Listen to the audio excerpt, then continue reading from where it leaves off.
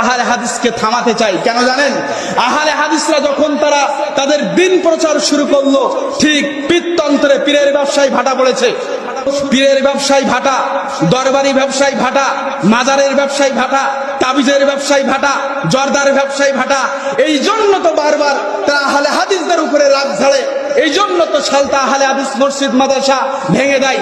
এজন্যই তো তারা ভোলা মসজিদ মাদ্রাসা ভেঙে দেয়। এজন্যই তারা নেত্রকোনা মসজিদ মাদ্রাসা ভেঙে দেয়। আমাদের তো দলিল দিয়ে ঠেকানোর উপায় নাই।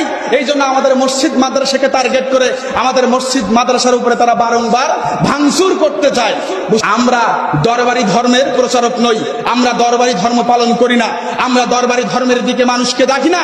আমরা একমাত্র আল্লাহ সুবহানাহু ওয়া তাআলার পথে আহলে হাদিসকে থামাতে চাই। কেন জানেন? আহলে হাদিসরা যখন তারা তাদের দিন প্রচার শুরু করলো, ঠিক পিত্তন্তরে পীরের ব্যবসায়ী ভাটা পড়েছে।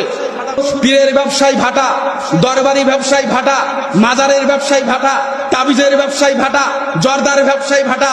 এই জন্য তো বারবার তারা আহলে হাদিসদের উপরে রাগ ঝাড়ে। এই জন্য তো সালতা আহলে হাদিস মসজিদ মাদ্রাসা ভেঙে দেয়। এজন্যই তো তারা ভোলা মসজিদ মাদ্রাসা ভেঙে দেয়। এজন্যই তারা নেত্রকোনা মসজিদ মাদ্রাসা ভেঙে দেয়। আমাদের তো দলিল দিয়ে ঠেকানোর উপায় নাই। এই জন্য আমাদের মসজিদ মাদ্রাসাকে টার্গেট করে আমাদের মসজিদ মাদ্রাসার উপরে তারা বারংবার ভাঙচুর করতে চায়।